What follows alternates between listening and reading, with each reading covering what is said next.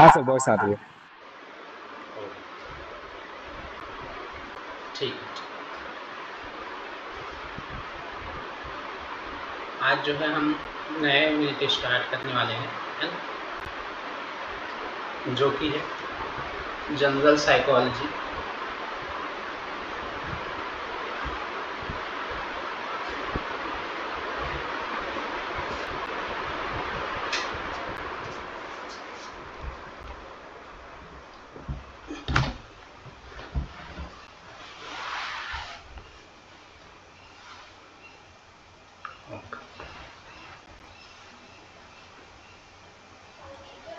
Screen present हो रही है?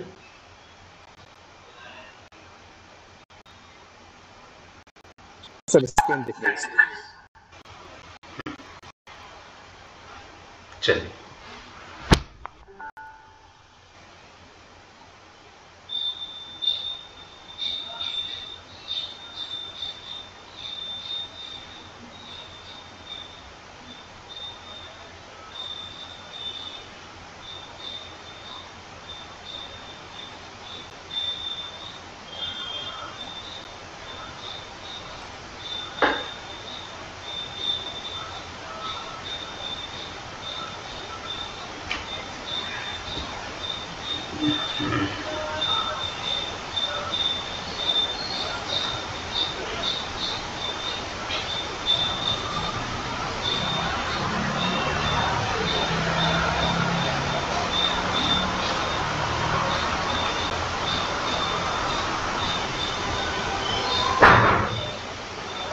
थोड़ा सा वेट करिए।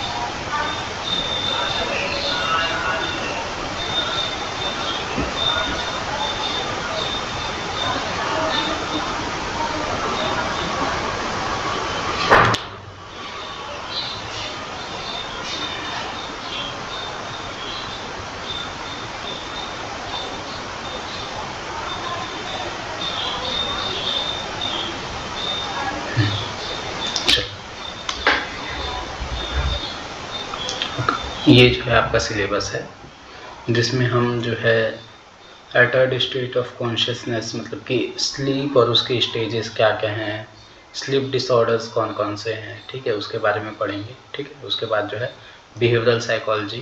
ठीक, इसमें जो साइकोलॉजी है, जो कि बिहेवियर, मतलब कि स्टार्टिंग जब इसका हुआ था तो स्टडी ऑफ सोल कह लीजिए, स्टडी ऑफ माइंड, ब्रेन या फिर बिहेवियर, इस तरीके से जो है इसका स्टार्टिंग हुआ था।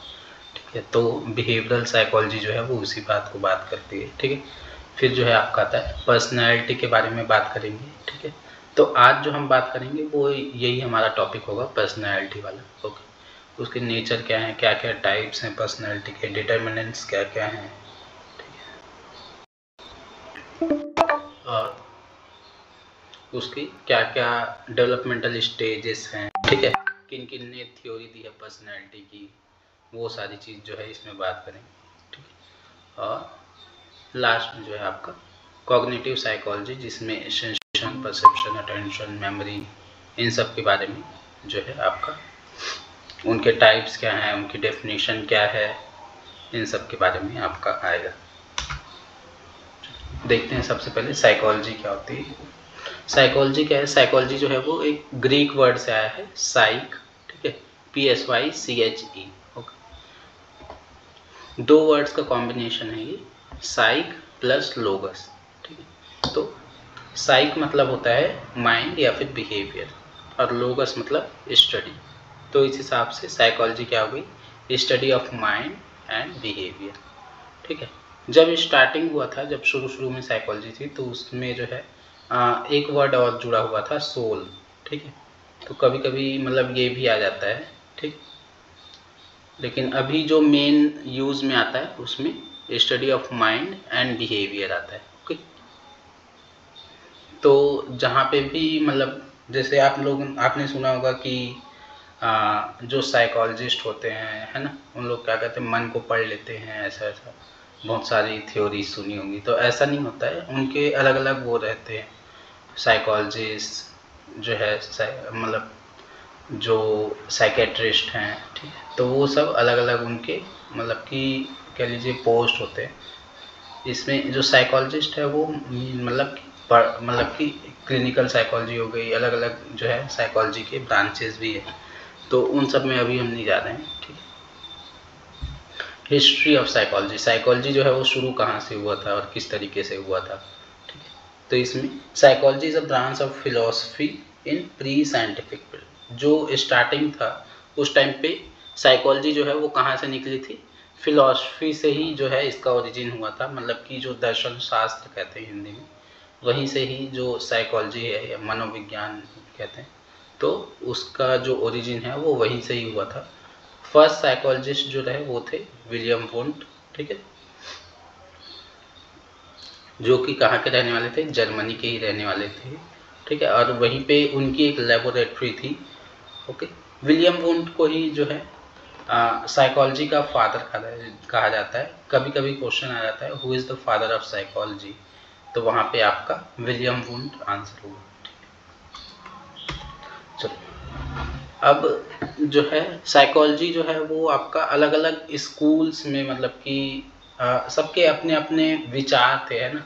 जैसे हम वो कहते हैं ना कि अध्यात्मवाद या फिर इस तरीके से जो है मतलब अपनी जैसे हम दर्शन शास्त्र पढ़ते हैं तो दर्शन में अलग अलग दर्शन आते हैं ना कि हाँ भाई, जैसे कि आपका योग दर्शन हो गया, सांख्य दर्शन हो गया, न्याय दर्शन हो गया, तो उसी तरीके से इस पे भी अलग अलग स्कूल्स हैं, ठीक है।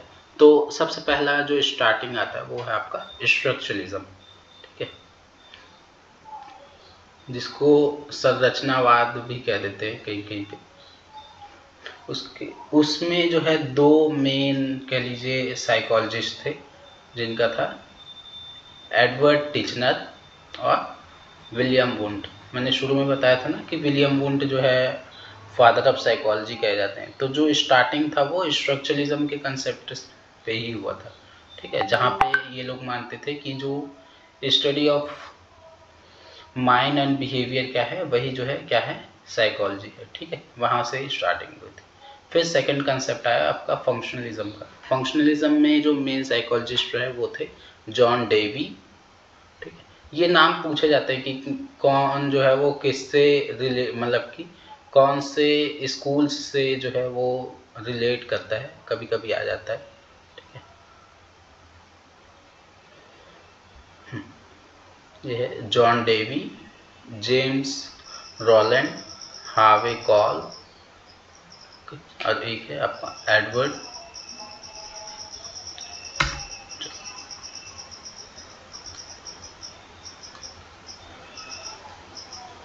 वो जो एडवर्ड लिखा ना वो आपका एडवर्ड थॉर्नडाइक है, ओके। अगला आता है गेस्टॉल्ट साइकोलॉजी। गेस्टॉल्ट साइकोलॉजी में जो मेन साइकोलॉजिस्ट थे वो थे गेस्टॉल्ट, ठीक है। इनका कंसेप्ट था कि जैसे जब हम अलग अलग पॉइंट्स पे, जैसे अगर एक सेम सिमेट्रिकल लाइन में अगर कुछ पॉइंट्स बने हुए हैं, बिंदु बनी हुई हैं, तो उसको हम जो है एज अ होल देखते हैं, है ना। मतलब कि जैसे परसेप्शन वाला एक कंसेप्ट आता है, उसमें बिंदु बिंदु अगर ऐसे एक लाइन में बनी हुई है तो हम उसको जो है एज अ लाइन देखते हैं, है ना। जैसे कि आपने देखा होगा कि आसमान में जो तारे रहते हैं, है ना, उसमें सप्तऋषि तारा मंडल बहुत फेमस है ना।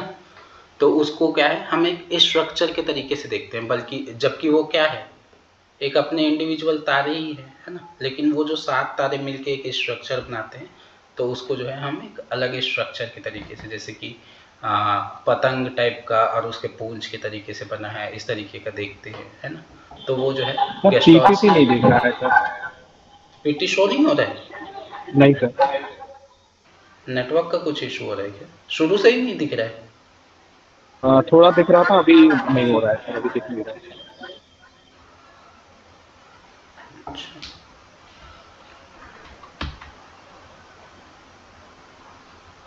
अभी नहीं सर, अभी भी नहीं दिख रहा सर।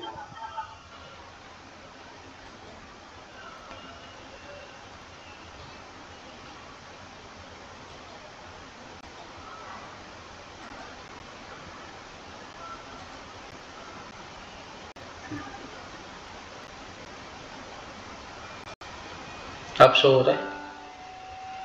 हाँ सर, अभी दिख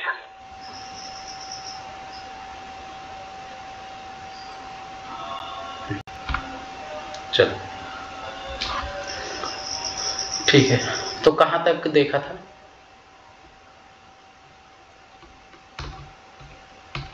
ये दिख रहा था ना, ये वाला पार्ट?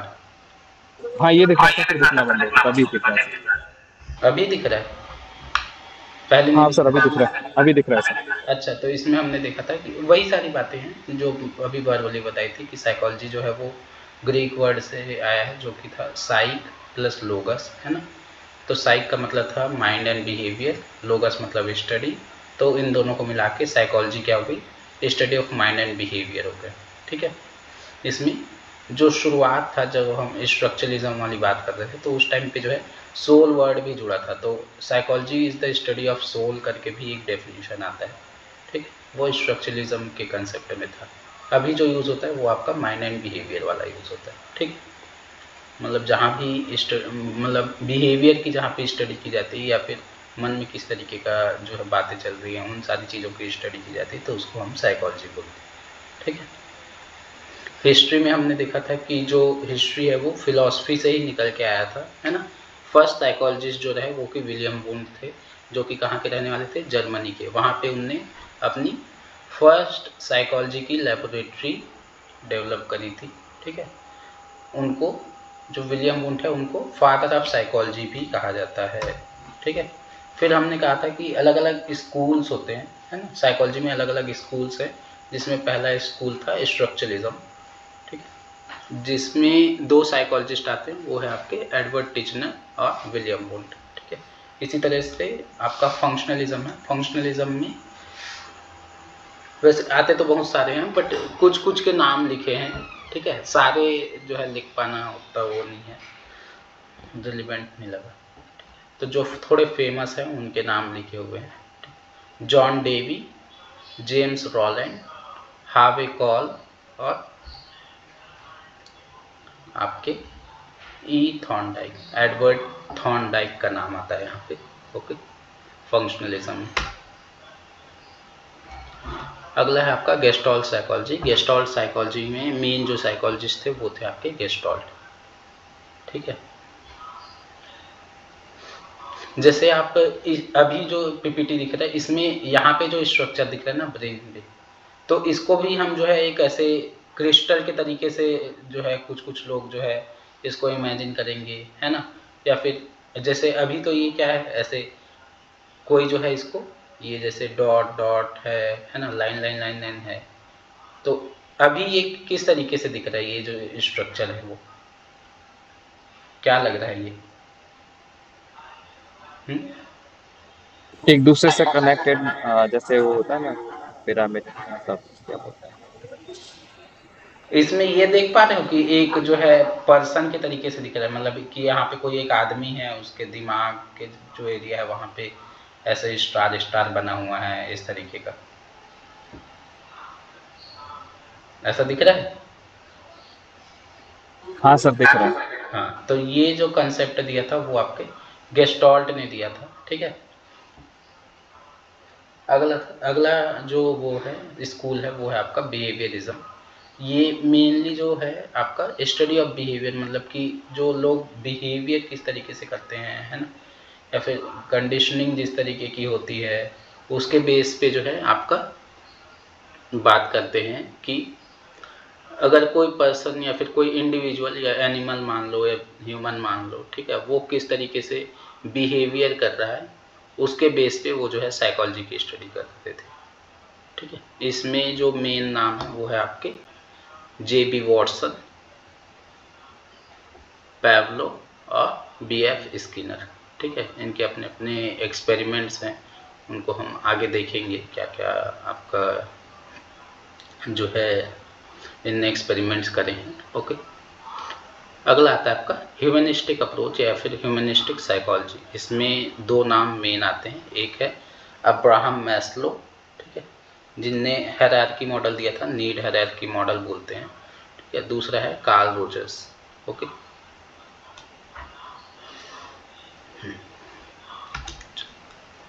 अभी देखते हैं पर्सनैलिटी। ओके, पर्सनैलिटी जो है वो आपका लैटिन वर्ड से आया है। अच्छा, साइकोलॉजी मैंने कहा था, साइकोलॉजी कहाँ से आया है?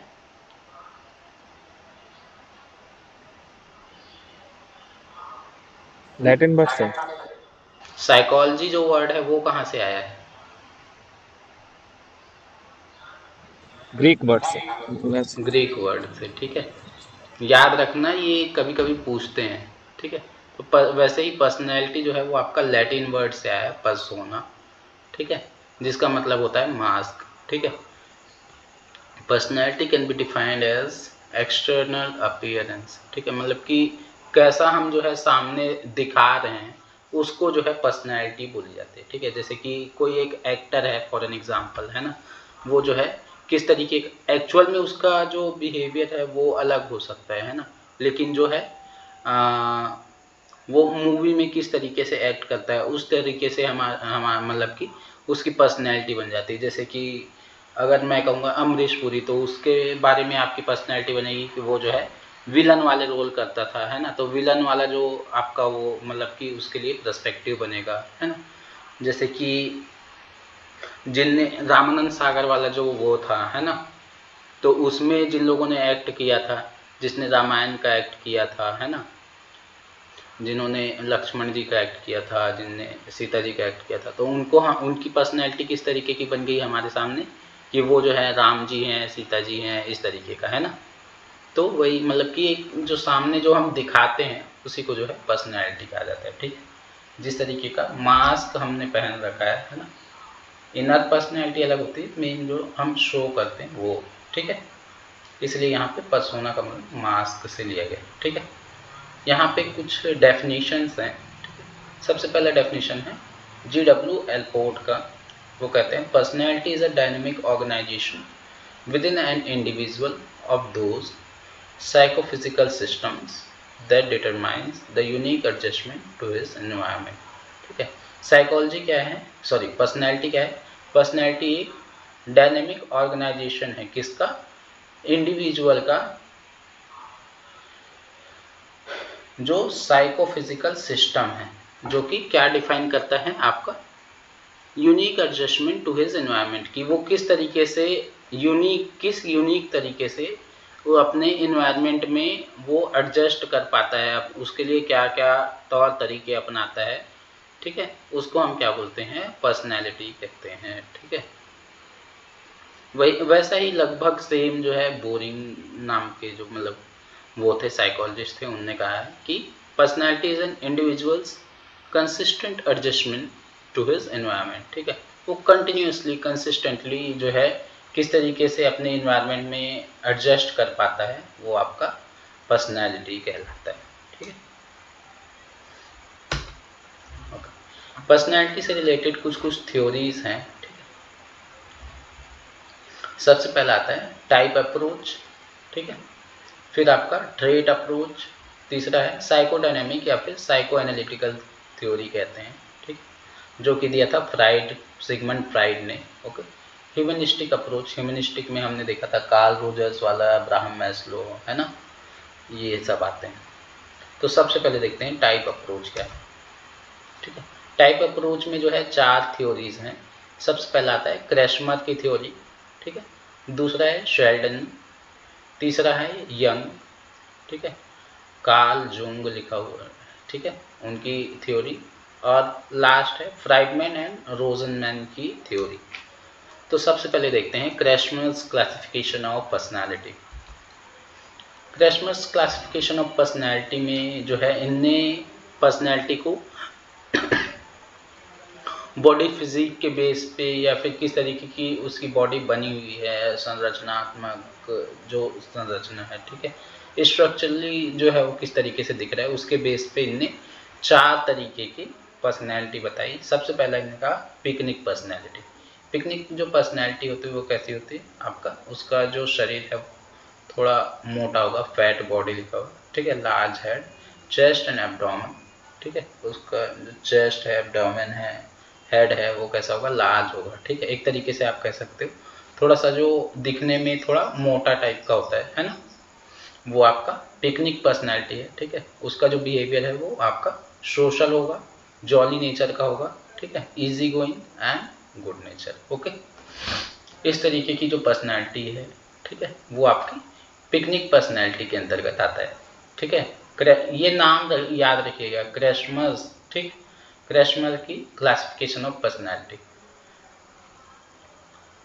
इनने 4 तरीके बताए हैं, पिकनिक, एथलेटिक, एस्थेनिक और डिस्प्लास्टिक। तो अभी हमने डिस्कस किया पिकनिक, ठीक है, जो कि थोड़े मोटे होते हैं, ठीक है, शरीर जिनका थोड़ा सा मोटा होता है, ठीक है, सोशल होते हैं, मतलब कि जल्दी घुल मिल जाते हैं लोगों से, जॉली नेचर के होते हैं, ठीक है, चीज़ों को लेट गो करते हैं, ठीक है भाई, हो रहा है, अच्छा हो रहा है, जाने दो, ऐसा टाइप का, ठीक है, नेचर से अच्छे होते हैं, ठीक है। ये जो है आपका क्रैशमर कह रहा है, मैं नहीं कह रहा हूँ, इसमें मेरा कोई पर्सनल ओपिनियन नहीं है। दूसरा है एथलेटिक पर्सनैलिटी, ठीक है।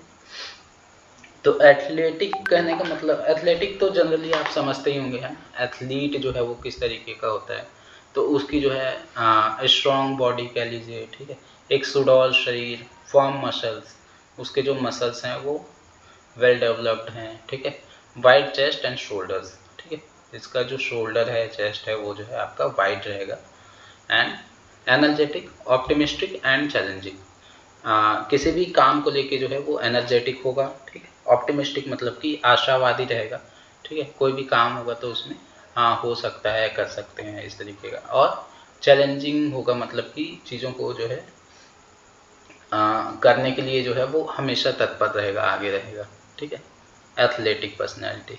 तीसरा है aesthetic personality, sorry asthenic.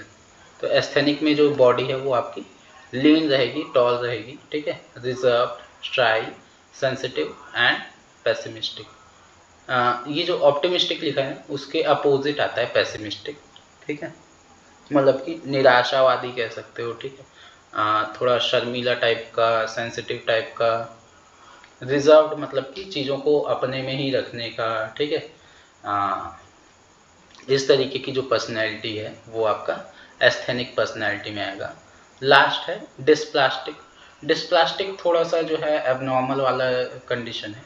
Dysplastic में under developed and disproportionate body personality, इनका जो शरीर है वो आपका अनडेवलप्ड रहेगा, ठीक है, मतलब कि पूरी तरीके से अच्छे से डेवलप नहीं हुआ है, ठीक है, या फिर डिसप्रपोर्शनेट, थोड़ा सा कुबड़ा सा शरीर हो गया है, इस तरीके का जो शरीर बॉडी स्ट्रक्चर है उसको इनने डिस्प्लास्टिक के अंतर्गत रखा है, ठीक है।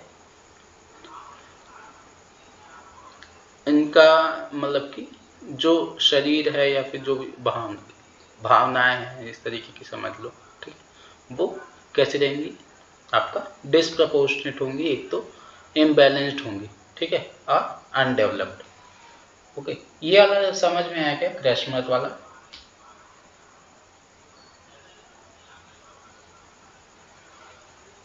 जी सर। ओके, ठीक है। आगे है शेल्डन्स क्लासिफिकेशन ऑफ पर्सनालिटी। शेल्डन जो है मेनली 3 ग्रुप्स में बांटते हैं। इनका भी जो डेफिनेशन था वो शरीर को लेके ही था, कि मेनली उनका जो बॉडी टाइप कैसा है, दिखने में कैसे हैं, उसी के बेस पे, ठीक है। तो जैसे हम उसमें देख रहे थे, है ना, पिछली वाली में किसका था, क्रैशमर का, ओके। तो उसमें पहला जो टाइप आया था वो इस तरीके का, ठीक है, थोड़ा सा मोटा सा इस तरीके का, ओके। दूसरा था एथलेटिक, है ना, तीसरा था एस्थेनिक, तो ये इस तरीके का। तो वैसे ही जो है और चौथा थोड़ा सा मतलब कि वो एबनॉर्मल कंडीशन है, तो उसको यहाँ पे नहीं लिखा है।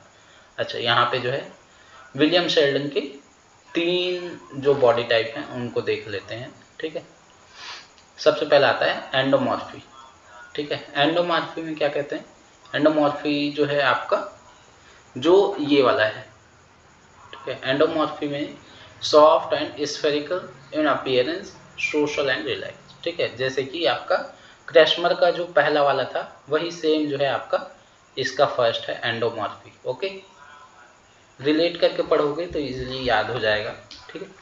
दूसरा कंसेप्ट है मीजोमॉर्फी का। मीजोमॉर्फी में जो है muscular, hard body and physically active, जो उसका जो एथलेटिक वाला था है ना, वही सेम जो है इसका मीजोमॉर्फी का कंसेप्ट है। ओके, थर्ड है एक्टोमॉर्फी। एक्टोमॉर्फी में वीक बॉडी कह लीजिए, लीन बॉडी कह लीजिए, ठीक है। सेल्फ कॉन्शियस, शाई, रिजर्व, है ना। तो इसको रिलेट कर पा रहे हो क्या? हाँ सर, थोड़ा थोड़ा रिलेट कर रहा हूँ।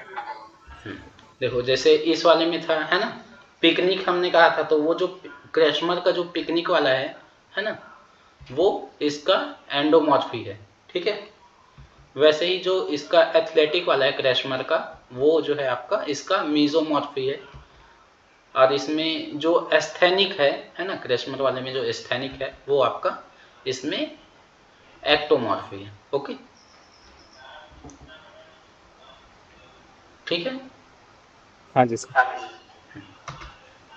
ओके, थर्ड जो है वो आपका जंग्स क्लासिफिकेशन ऑफ पर्सनालिटी, ठीक है। कार्ल जंग जो है इनको कहा जाता है। इनने क्या किया है, इनने मेनली 4 तरीके के, कह लीजिए ऊपर में 4 चीजें लिखी हुई दिख रही होंगी, thinking, feeling, sensation and intuition, ठीक है। इनके बेस पे मेनली 2 टाइप्स के वो बताए, ठीक है। एक था एक्सट्रोवर्ट और दूसरा था इंट्रोवर्ट, ठीक है। तो जो मतलब कि मेनली इनने 2 टाइप्स की पर्सनैलिटी बताई, एक्सट्रोवर्ट और इंट्रोवर्ट। कहीं कहीं पे 3 देखने को मिल जाएगा, एक्सट्रोवर्ट, इंट्रोवर्ट और एम्बीवर्ट, ठीक है। अभी एक्सट्रोवर्ट इंट्रोवर्ट समझते हैं, ठीक है। इनकी थिंकिंग कैसे होगी, एक्सट्रोवर्ट की एनालिटिकल होगी, स्ट्रेटेजिक होगी, ठीक है। प्लान्स बनाएंगे, ठीक है, उसको इम्प्लीमेंट करेंगे, ऑर्गेनाइज करेंगे, ठीक है। ओके, वहीं जो आपका इंट्रोवर्ट पर्सनैलिटी है वो कैसे होंगे,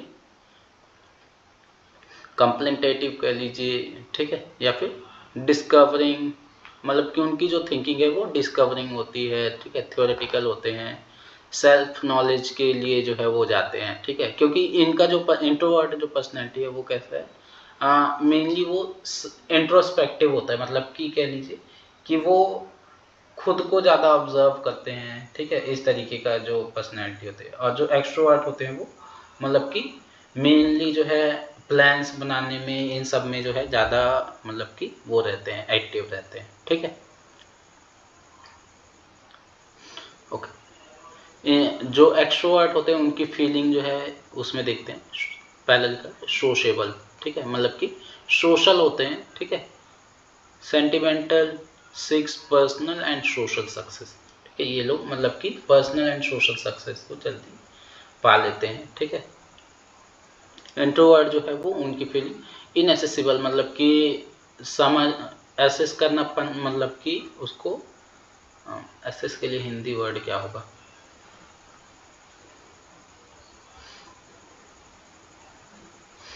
मतलब कि उसको इजीली जो है एक्सेस नहीं कर सकते हैं, इस तरीके से इनएसेसिबल, ठीक है।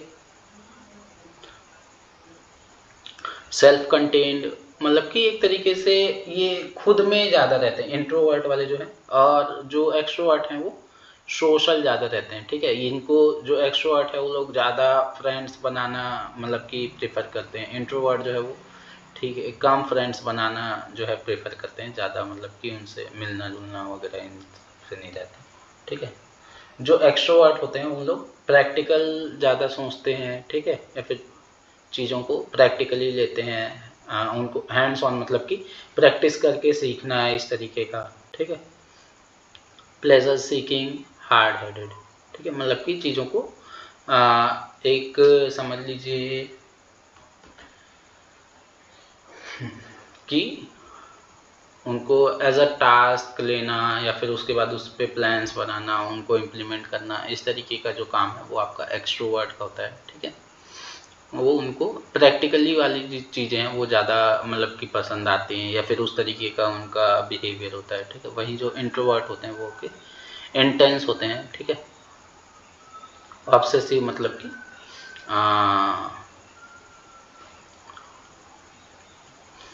ऑब्सेस मतलब कि जो जो ज़्यादा एक ही चीज़ को जो है ज़्यादा मतलब सोचे, इस तरीके का ऑब्सेस्ड कह सकते हो, ठीक है।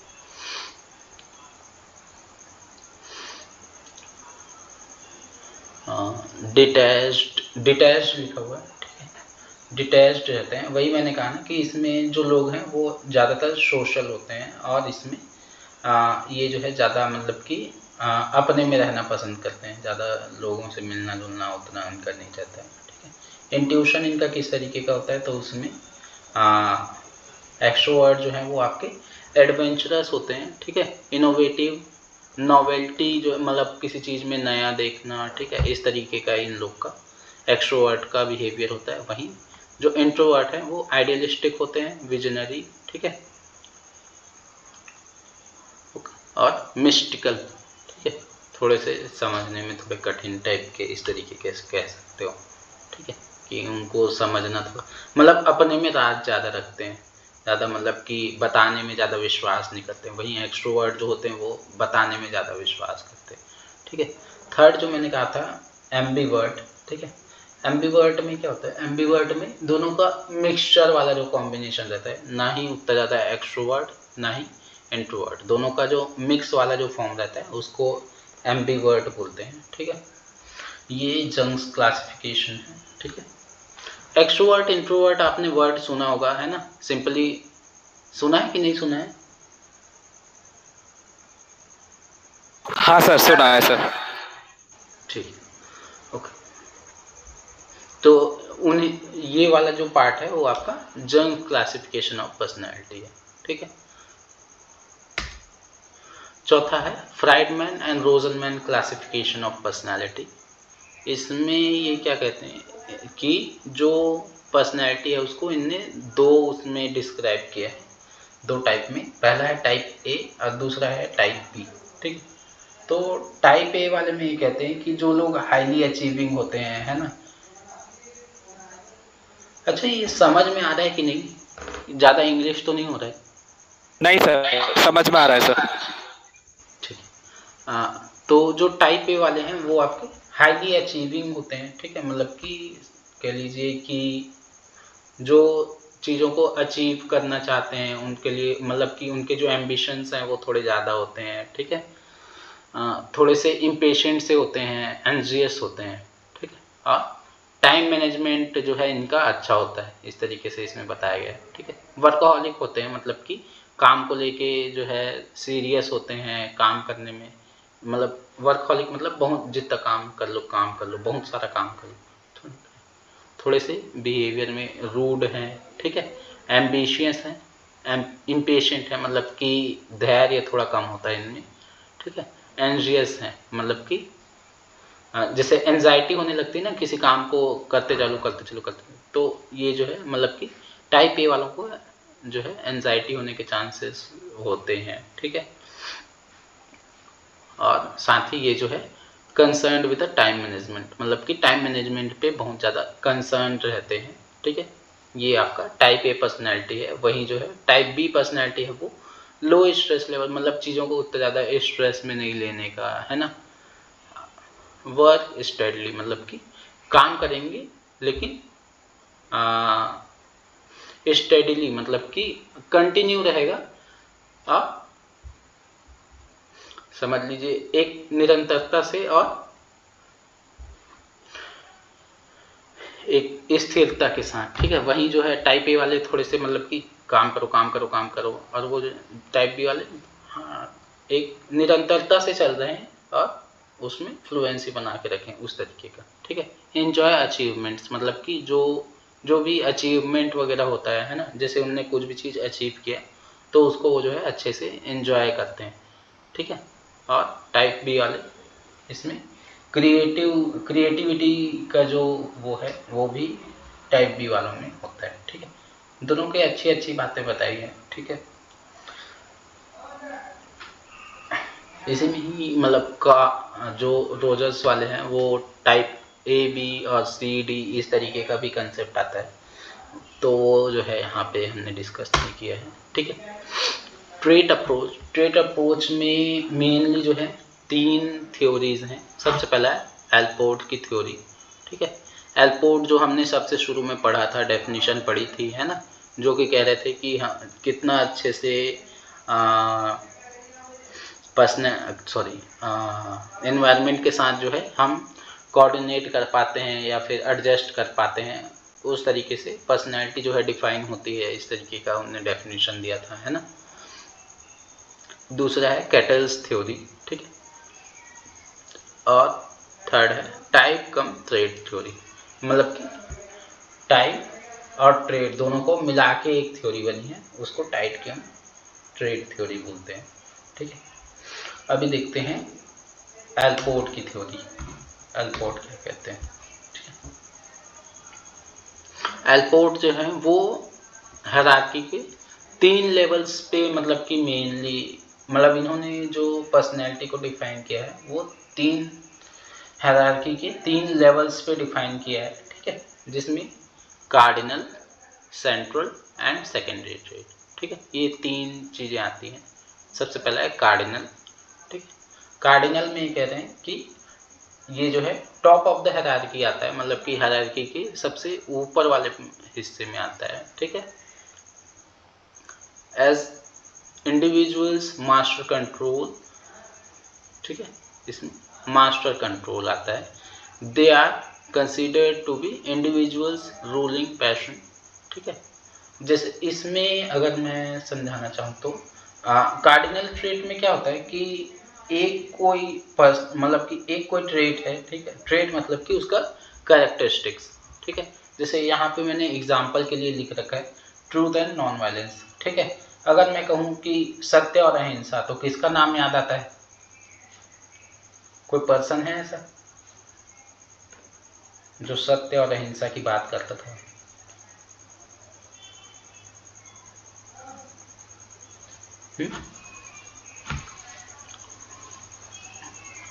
मतलब कि इसमें एक ही जो कैरेक्टरिस्टिक है, एक ही जो गुण है, ठीक है, उसके बेस पे एक पर्सन का पूरा पर्सनैलिटी डिफाइन हो जाता है। जैसे कि अगर मैं कर रहा हूँ ट्रूथ और नॉन वायलेंस, ठीक है, सत्य अहिंसा, तो उसमें जो है हमें तुरंत जो है क्लिक करता है कि हाँ भाई इसमें महात्मा गांधी आ जाएंगे, है ना। ठीक है। तो उनका एक जो गुण था, है ना, जो ट्रूथ नॉन वायलेंस कह लीजिए, ठीक है, या फिर मैं कहूँ हिटलर, है ना, मतलब कि जैसे कि डोमिनेंट बिहेवियर, है ना, तो डोमिनेंट के लिए जो है तुरंत ध्यान में आएगा कि हाँ भाई हिटलर, है ना। तो उस एक पर्टिकुलर जो उनका वो था, है ना, जो उनका कैरेक्टरिस्टिक था, उसी के बेस पे जब किसी को डिफाइन कर दिया जाए तो उसको बोला जाता है कार्डिनल ट्रेट। ठीक है। जैसे कि अगर हमें हिटलर को डिफाइन करना है तो डोमिनेंट कह दें तो उतने में वो जो है डिफाइन हो जाता है, लोग समझ जाते हैं हाँ भाई हिटलर की बात चल रही है ना। सत्य और अहिंसा कह दें तो फिर वो जो है महात्मा गांधी के, मतलब कि उनके में डिफाइन हो जाता है हाँ कि इन्हीं की बात चल रही है ना। दूसरा आता है सेंट्रल ट्रेट। सेंट्रल ट्रेट जो है वो सेकेंड पॉइंट में आता है। इसमें कुछ मतलब कि 4-5 समझ लीजिए, या फिर यहाँ पे लिखा हुआ 5 to 10 सेंट्रल ट्रेड्स होते हैं, जो कि क्या करते हैं, मोस्ट ऑफ बिहेवियर को डिफाइन करते हैं। जैसे कि truth, honesty, shyness, intelligence, kindness, है ना। ये सब मिलके जो है किसी एक पर्सन के बिहेवियर को क्या करते हैं, डिफाइन करते हैं। ठीक है। इनको बिल्डिंग ब्लॉक भी कहा जाता है। ठीक है। जो सेंट्रल ट्रेड्स होते हैं उनको बिल्डिंग ब्लॉक कहा जाता है। ठीक है। और जो लास्ट है, ठीक है, इन्होंने अपनी हायरार्की में इनको सबसे नीचे रखा है। ठीक है। ये जो कंडीशन है ये कब आती है, जब कोई स्पेसिफिक सिचुएशन है। ठीक है। वैसे मतलब कि ये जो बिहेवियर कब शो होता है, वो किसी स्पेसिफिक सिचुएशन आ गया है या फिर कोई एक घटना हुई समझ लीजिए इस तरीके का, या कुछ घटा या फिर कुछ बात हुई, तो उस टाइम पे एक जो अलग बिहेवियर दिख के आता है उसको बोलते हैं सेकेंडरी ट्रेट, जो कि जनरली नहीं दिखता है ना, वो कोई स्पेसिफिक कोई कंडीशन आ गई उस टाइम पे शो होता है। इसके बेस पे हम जो है पर्सनैलिटी को मतलब डिफाइन नहीं कर सकते हैं, ठीक है। इसमें क्या होता है, एक जो फ्रेंड है, ठीक है, मतलब कि एक जो पर्सन है जिसका बिहेवियर जनरली फ्रेंडली होता है, बट किसी एक सिचुएशन में, ठीक है, कोई एक ऐसा पर्टिकुलर सिचुएशन उस टाइम पे वो जो है कैसा हो जाता है, गुस्सैल हो जाता है ना, कुछ ऐसी घटना घट गई उसके कारण जो है वो उसका अलग से जो बिहेवियर दिख के आ रहा है सामने, उसको जो है यहाँ पे सेकेंडरी ट्रेट बोला गया है, ठीक है। द्वितीयक शील कहा जाता है, ट्रेट्स मतलब शील गुण कहा जाता है, ठीक है। एल्पोर्ट ने यही 3 बातें कही हैं, ठीक है, मतलब कि इनने 3 वो बताए हैं ट्रेट्स, कार्डिनल, सेंट्रल और सेकेंडरी, ठीक है। कार्डिनल में हमने कहा कि किसी एक पर्टिकुलर गुण पे वो जो है पर्सनल की पर्सनैलिटी जो है वो डिफाइन हो जाती है। दूसरा मैंने कहा कि सेंट्रल ट्रेट, मतलब कि इसमें 5-10 जो सेंट्रल ट्रेट्स हैं उनसे हमारा जो बिहेवियर है वो डिफाइन होता है, मतलब कि हम जो है नॉर्मल जो लाइफ है ना, या फिर डेली लाइफ है, उस टाइम पे जिस तरीके का बिहेवियर शो करते हैं, है ना, कैसे हम लोगों के बीच में रहते हैं, उससे जैसे कि एक जो पर्सन है वो समाज के बीच में किस तरीके से रहता है, सच बोलता है ना, या फिर शाई है, इंटेलिजेंट है, काइंड है ना, तो इन सारे 4-5 गुणों को मिलके, गुणशीलों को मिलके, ठीक है, क्या होता है आपका एक पर्सनैलिटी डिफाइन करता है, ठीक है, उसको हम सेंट्रल ट्रेट बोलते हैं। सेकेंडरी जो कि छुपे हुए होते हैं, किसी स्पेसिफिक सिचुएशन में आके वो जो है क्या होते हैं, शो होते हैं, ठीक है। अगला है कैटल्स थ्योरी। कैटल्स थ्योरी में क्या है, कैटल्स ट्रेट थ्योरी कह रहे हैं the most recent advanced theory of personality based on trait approach has been developed by Raymond Cattell, ठीक है। इसको रेमंड कैटल ने डेवलप किया है, जो कि अभी रिसेंट एडवांस थ्योरी है किसकी, पर्सनैलिटी की, ओके। इसमें मेनली 4 तरीके के ट्रेड्स की बात करते हैं ये, ठीक है। The structure of personality inferred from behavior in different situation and describes 4 types of trait, ठीक है। इसमें 4 तरीके के ट्रेड्स की बात करें शील गुण की। सबसे पहला है common trade, the trade found widely distributed in a general population like honesty, aggression and cooperation, ठीक है। ये कॉमन ट्रेड्स मतलब कि कॉमनली जो चीज़ मतलब कि वो एक पर्सन में दिख रही है, ठीक है, उसको जो है आप क्या कहेंगे, कॉमन ट्रेड्स कहेंगे, ठीक है।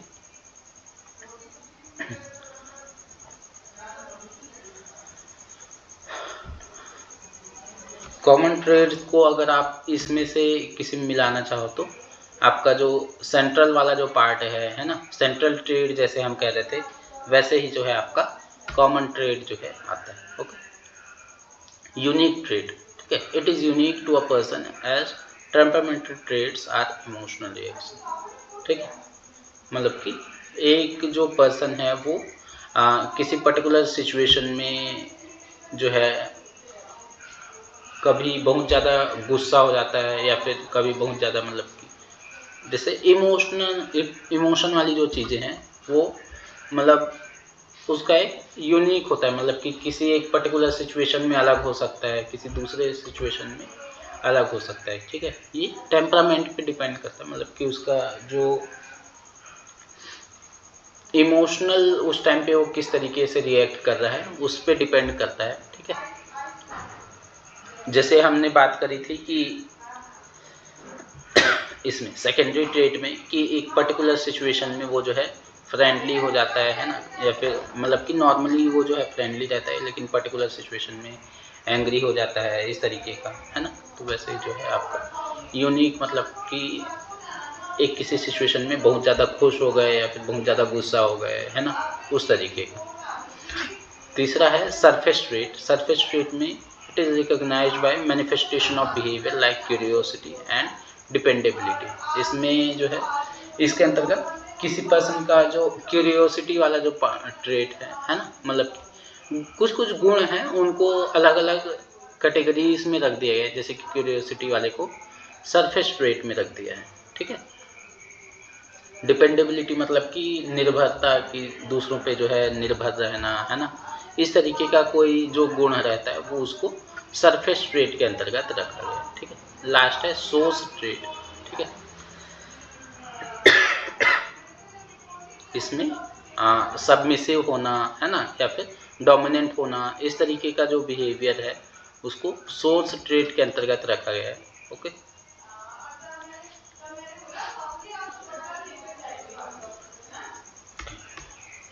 ये था आपका कैटल्स ट्रेट थ्योरी। लास्ट है टाइप कम ट्रेट थ्योरी, मतलब कि इसमें दोनों को मिला दिया है, टाइप थ्योरी को और ट्रेट थ्योरी को। It has both characteristics feature of type and trait approach. दोनों तरीके की जो थ्योरी थी उसका एक मिक्स फॉर्म यहाँ पे है, ठीक है। इसको डेवलप किया था आइजैक ने, ठीक है। Isaac has classified personality by having coordination between type and trait approach। इन्होंने टाइप और ट्रेट अप्रोच दोनों को कोऑर्डिनेट करके, दोनों में मिक्स करके जो है एक थ्योरी बताई जिसका नाम पड़ा टाइप कम ट्रेट अप्रोच, ठीक है। इसमें बिहेवियर के 4 लेवल्स बताए हैं, ठीक है। 4 लेवल्स ऑफ बिहेवियर ऑर्गेनाइजेशन,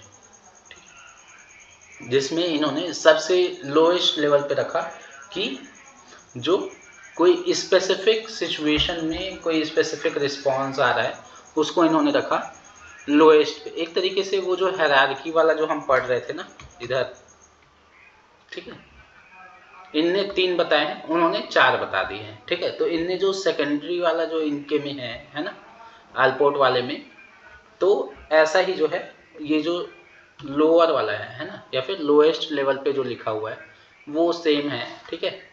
किसी एक पर्टिकुलर सिचुएशन में किस तरीके का बिहेवियर शो हो रहा है ना, उसको सबसे निचले हिस्से में रखा इन्होंने, ठीक है। फिर उसके बाद सेकेंड लेवल आता है। सेकेंड लेवल में कह रहे हैं we have some habitual responses, people react in a similar pattern in a recurrence of same situation. मतलब क्या है कि किसी एक हैबिचुअल रिस्पॉन्स, हमारा जिस तरीके का हैबिट है ना, जैसे कि कोई सिचुएशन आता है तो उस टाइम पे अगर वो हमारे साथ पहले घटा हुआ है ना, पहले ही अगर वो सिचुएशन हमारे साथ हुई है, तो अगर बाद में भी उसी तरीके का सिचुएशन आता है तो हम जो है जिस तरीके का रिस्पॉन्स करते हैं, है ना, उसको क्या बोलते हैं, हैबिचुअल रिस्पॉन्सेस, ठीक है।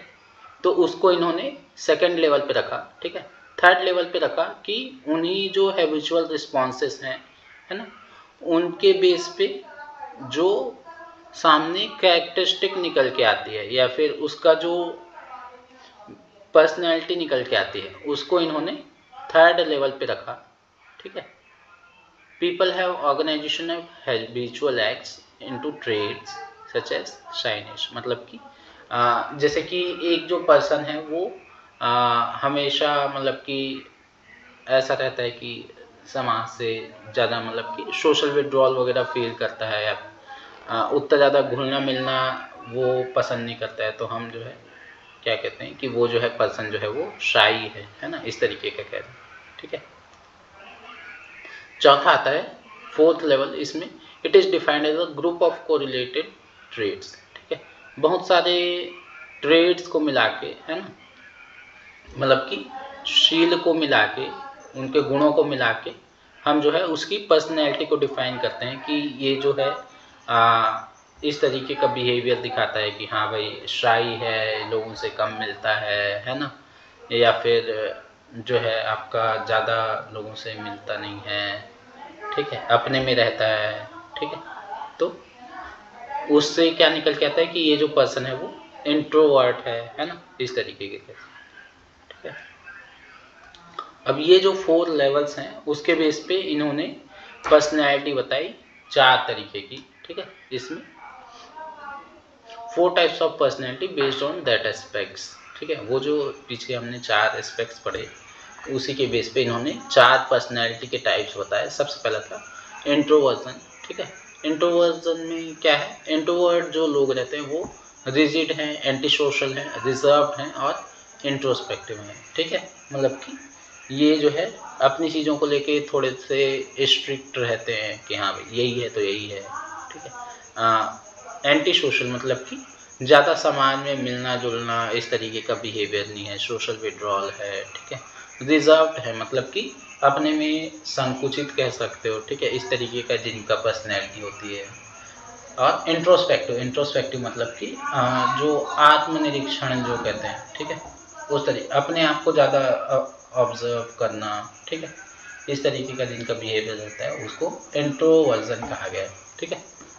दूसरा है एक्सट्रोवर्जन। एक्सट्रोवर्जन में ये जो एक्सट्रोवर्ट जो पर्सनैलिटी हमने पढ़ी थी है ना, सोशल है, इम्पल्सिव है, ठीक है, ऑप्टिमिस्टिक है, आउटगोइंग है और फ्रेंडली है, ठीक है। इस तरीके का जो बिहेवियर शो करते हैं उसको हम क्या कहते हैं, एक्सट्रोवर्जन के अंतर्गत रखें, ठीक है, जो कि सामाजिक है, ठीक, डिसीजन को लेके थोड़े से मतलब कि डिसीजन में इम्पल्सिव है, ठीक है, या फिर और ऑप्टिमिस्टिक है मतलब कि चीज़ों को लेके जो है आशावादी जो है व्यवहार प्रदर्शित करता है, ठीक है, वो आपका एक्सट्रोवर्जन कहलाता है। आउटगोइंग मतलब कि बाहर एडवेंचरस जाने वाने में जो है ज़्यादा रुचि दिखाता है ना, फ्रेंड्स जल्दी बना लेता है, इस तरीके का जिनका बिहेवियर होता है वो आपका एक्सट्रोवर्जन होता है, ओके। थर्ड है न्यूरोटिसिज्म। इसमें मेनली जो है नेगेटिव इमोशंस आते हैं, जैसे कि जो अगर मतलब इनने जो ये पर्सन है ना, आइजैक जो मैंने बात करी, उनने एक क्वेश्चनर बनाया है, ठीक है, उसमें अगर जो है कोई न्यूरोटिसिज्म में हाई स्कोर करता है ना, तो उसमें क्या होता है, उसके बेस पे वो जो है डिफाइन करते हैं कि जो है ये जो पर्सन है वो उसके अंदर नेगेटिव इमोशंस ज़्यादा हैं, जैसे कि मूडी होना, टची होना, है ना, रेस्टलेस हो जाना, ठीक है, या फिर एंजियस होना, इस तरीके का अगर किसी के अंदर बिहेवियर आ रहा है तो वो जो है आपका न्यूरोटिसिज्म के अंतर्गत इन्होंने रखा, ठीक है, जिसको जो कि इमोशनली मतलब कि उतने स्टेबल नहीं है या फिर अनस्टेबल कर सकते। ये जो नीचे वाले जो दो कंडीशंस है ना, ये आपके एबनॉर्मल कंडीशंस में है, ठीक है, इसमें न्यूरोटिसिज्म और साइकोटिसिज्म। साइकोटिसिज्म में क्या होता है, साइकोटिसिज्म में जो पर्सन है वो ज़्यादातर मतलब कि लोगों से मिलना जुलना पसंद नहीं करता है, ठीक है। कुछ भी जो इमोशंस हैं उसमें इम्पल्सिव होता है, मतलब कि बहुत जल्दी जो है एकदम ऐसे उग्र हो जाता है, इस तरीके का जब बिहेवियर शो हो रहा हो, है ना। ईगो सेंट्रिक मतलब कि अपनी बात मनवानी है तो मनवानी है, और ठीक है, ये ईगो सेंट्रिक हो गया, मतलब कि अपना पर्सनल ज़्यादा सोच, ठीक है। अपोज टू चेंज मतलब कि खुद को बदलने में जो है ज़्यादा विश्वास नहीं रखता है, ठीक है, कुछ भी मतलब बदलाव के लिए वो जो है तैयार नहीं रहता है, ठीक है। सेंसिटिव मतलब कि कुछ भी छुई मुई जैसे कह लो, है ना, सॉरी छुई मुई नहीं, इनसेंसिटिव मतलब कि कोई जो इमोशन है ना, उसमें मतलब कि उसमें इमोशन ना होना, ठीक है, इनसेंसिटिव। जैसे एक होता है ना कि एक नॉर्मल पर्सन क्या करता है, दुखी लोगों को देख के थोड़ा सा हाँ भाई उसको सिंपैथी देना, इस तरीके का भी वो होता है। लेकिन जो साइकोटिसिज्म में है वो क्या होता है, उन लोग मतलब कि इमोशनलेस एक तरीके से कहते हैं, इनसेंसिटिव मतलब, ठीक है।